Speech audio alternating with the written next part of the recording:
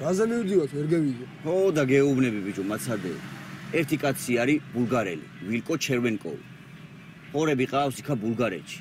ხო და ჩვენთან აქა ცხოვრობდა 1-2 წელიწადი. იმენა ღორის ხორცის სპეციალისტი არის.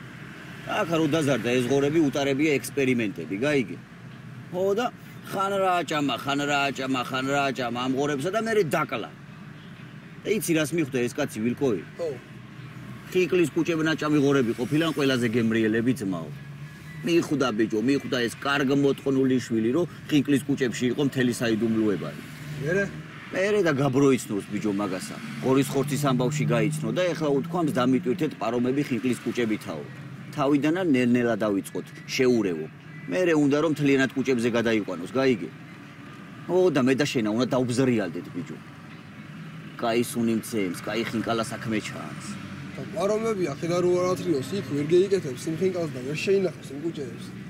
ნუ დაიწყე ახლა შენა თავრიჯგვინა ექსპერტ გამომძიებელი ვითარ. ამდენი ხინკალი თუ აკეთა კაცმა სიაფე და მოგებარი რაღა ექნება ბიჭო? ხინკალი კი არ უნდა მაგასა და ფულის გადახდარი. კუჭები უნდა, კუჭები. ო და 100 ცალი კუჭი ლარიო. ცოტა. შენა ბიჭო, ყლე ხო არ ხარ? რა გინდა კაცო? უნდა დავიაროთ ქალაქი ბიჭო, ავაგროვოთ კუჭები. არ გამაგიჟვე ხარ, არ გადამიყვანო ჭკუიდანა იცო. მე ვიგე, ხო.